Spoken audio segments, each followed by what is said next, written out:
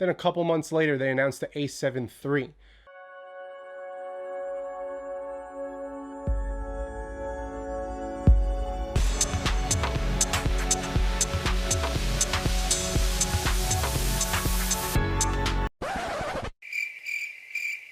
And I'm left here scratching my head like,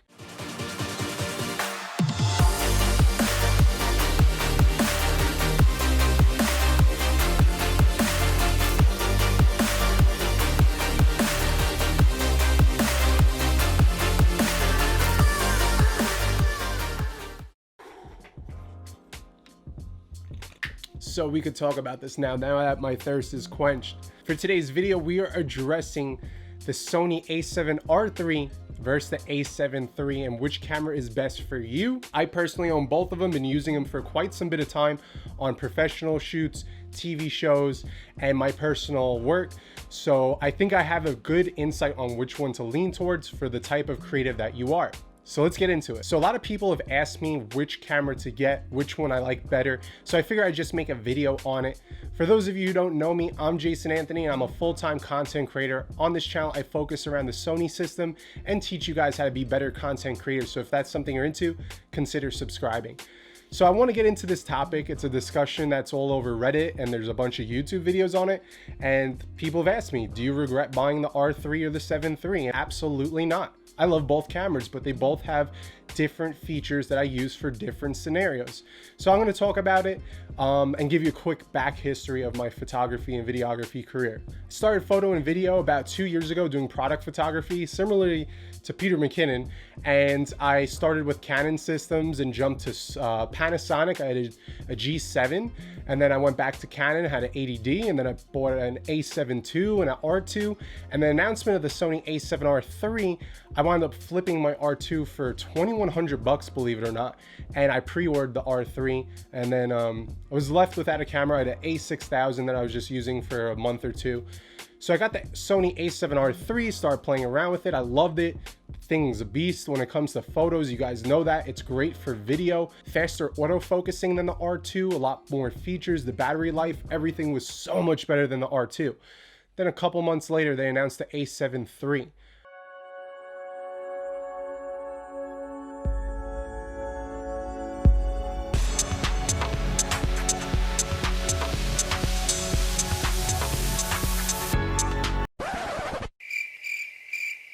And I'm left here scratching my head like, it's $1,000 cheaper. It has better focusing, better ISO performance with a new backlit sensor, and a couple other features like 6K video downsampling to 4K instead of 5K from the R3. So there's a couple features that left me scratching my head, really confused, and I walked into a camera door the week of the release, and there was one sitting there on the shelf. I asked if anyone had claimed it. They said the person backed out that pre-ordered it. And I said, you know what? I'll take it. Give it to me. I'll finance it right now. So I got home, started playing around with both cameras, and I noticed that my opinion, and this whole video is opinion based on someone that's been using these cameras every single day since they've been released.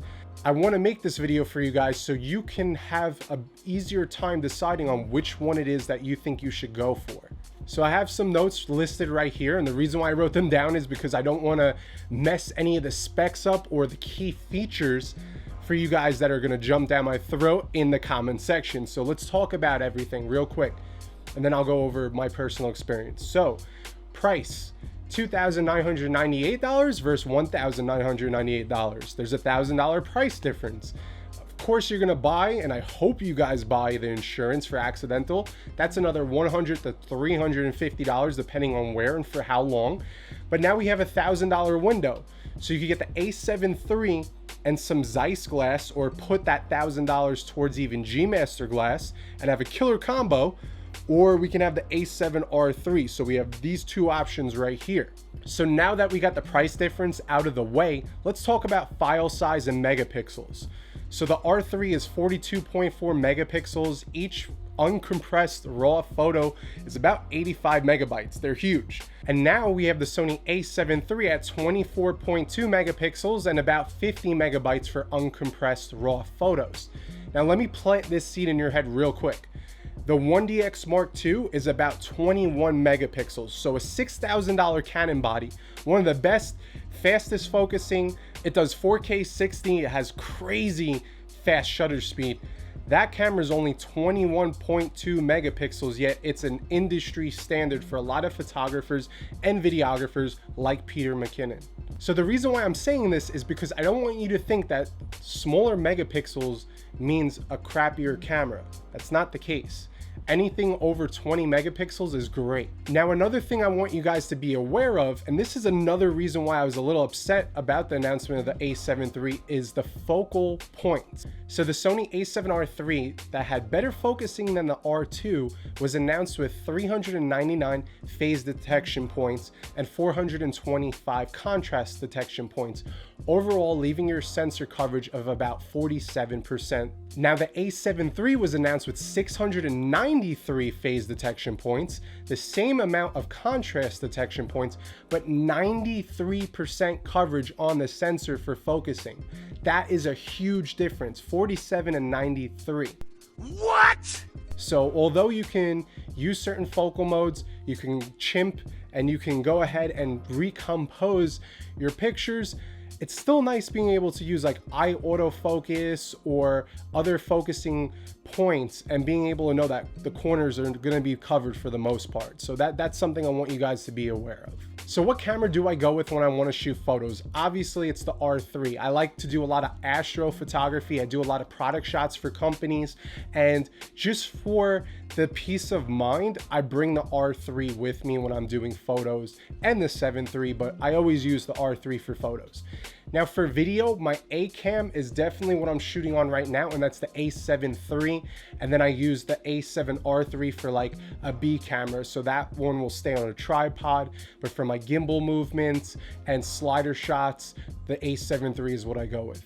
Now, which camera do I think is for you? If you guys are hybrid shooters, enthusiasts, or professionals that do both photo and video evenly, or do a little bit more video, go with the A7 III.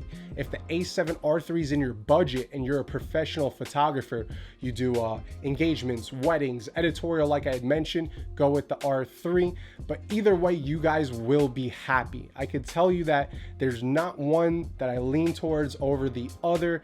The A7 III is just my go-to right now because I'm doing a lot of video work for my clients. So now a question for you guys. What camera are you leaning towards, or which camera do you own? Let me know in the comments below. I want to start this conversation with you guys, and I want you guys to tell me also what features on what camera stand out to you or made you decide on which one to get. That's today's video, guys. I hope you enjoyed it. Leave a thumbs up. It really helps out the channel. If I was able to help you decide which camera you got, or help you like be okay with the one that you purchased, I love both cameras. I love Sony systems. If they could just fix their color science a little bit, just get color science close to Canon and maybe an articulating screen in 4K 60, I would love that, but we know that's not happening at the very moment. Maybe the S3.